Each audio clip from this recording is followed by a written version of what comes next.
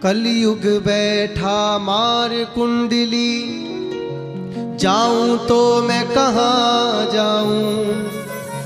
अब हर घर में रावण बैठा, इतने राम कहाँ से लाऊं। मैया हर घर में रावण है, दिखने में व्यक्ति राम है लेकिन अंदर से उसके रावण बैठा है।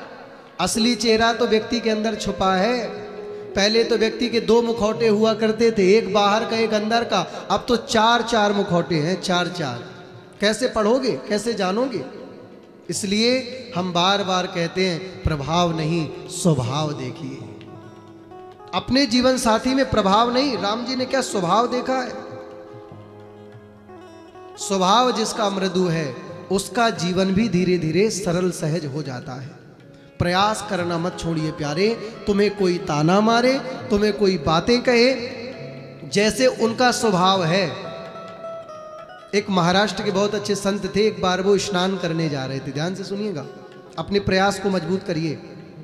वो स्नान करने जा रहे थे तो एक मनचला व्यक्ति गुम्मट में बैठा था। जैसे वो जब गंगा से स्नान करके बाहर निकले, वो उनके ऊपर पीक मार देता। क्या करता वो? पीक मारता, खा के, पान खा के पीक मारता। वो मुस्कुरा देते, फिर जाके स्नान कर लेते। ध्यान से सुनना प्यारे, आप अपने बच्चों को ये बात मेरी सिखाना। किसी में ताकत नहीं कि तुम्हें और तुम्हारे बच्चों को कामयाबी से रोक जाए, अगर तुमने उन्हें सहनशील बना दिया। सहनशील बहुत बड़ा गुण है प्यारे। काखा गाघा वर्णमाला में 3 सा आते हैं, सीटी वाला, षटकोण वाला, सरौता वाला। ये सा तुमको पहले ही वर्णमाला शुरुआती क्रम में काखा गाघा पढ़ाए जाते हैं। बच्चे बताएं हाँ या ना। शुरुआती ये पठन पाठन की क्रिया है। शुरुआती पठन पाठन क्रिया में सबसे पहले काखा गागा वर्णमाला पढ़ाया जाता है। आज का मानो यही फेल हो गया। कलह विवाद का कारण ही क्या है? सहनशीलता ना होना। वो सहनशीलता के सा कह रहे हैं, सहन करो सीटी वाला, षटकोण वाला सहन करो, सरौता वाला सहन करो। बार बार यही संकेत भागवत भी तुम्हें कहती है प्यारे, पेशेंस रखो, सहन करो, सहन करो, सहन करो। सदा दिन जात न एक समान, सब ठीक हो जाएगा। अच्छे अच्छे अपने खामे, अपने जमाने में जवानी में बड़े बड़े जिनकी तूती बोलती थी, बुढ़ापे में एक गिलास पानी के लिए तड़पते हमने देखा छोटी सी उम्र में। मैया हाँ या ना? सच है ना? इसलिए तुम हमारी मानना, हमें तुम्हें बहुत कुछ आगे जाना है। तुम हमसे पहले पहुंच जाओगे, कहीं ना कहीं हमको स्मरण होगा। हम भी पीछे पीछे आने की तैयारी पर लगे हैं। इसलिए जिस लिए आए हैं वो अपना काम तो कर ले। आप जो आई हो आपने अपना काम कर लिया। हमें जो भगवान ने गद्दी बनाई अपना पेट भरने के लिए नहीं बनाया, सबके लिए बनाया है। पराया दर्द जो अपनाए उसे इंसान कहते हैं। किसी के काम जो आए उसे इंसान कहते हैं। भूखे को जो भोजन कराए उसे ही सच्चा मानव कहते हैं। नर सेवा ही तो नारायण सेवा है।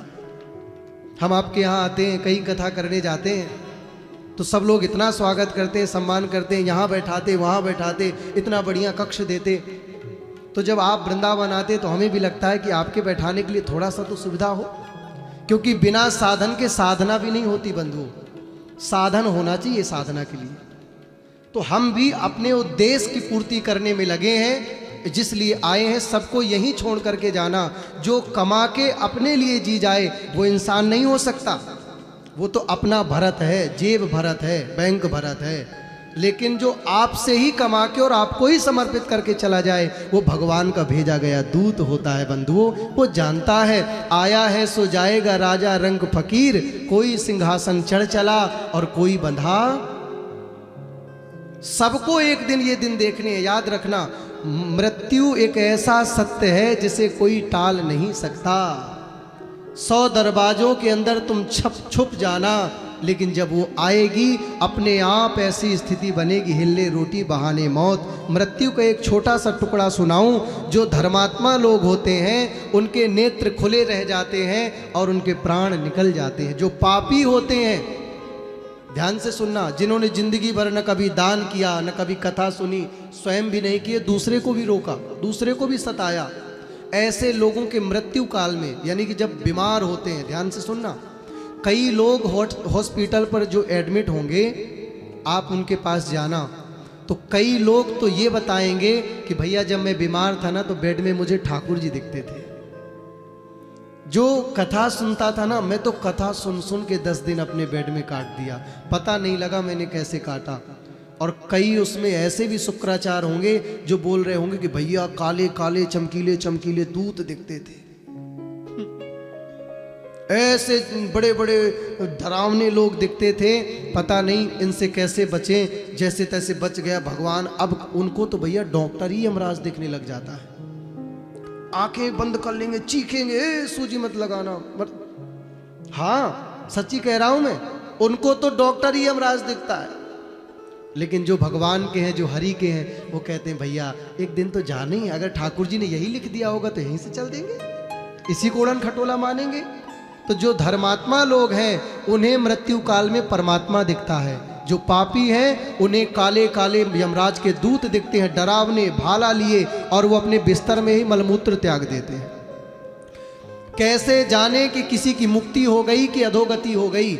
जो व्यक्ति भगवान नाम लेता हुआ कोई आपसे सेवा ना कराए और चला जाए तो समझना कि इसके धर्म का यही परिणाम, इसकी मुक्ति हो गई। और जिसकी मुक्ति हो जाती है उसे परमात्मा अपने बैकुंठ ले जाते हैं।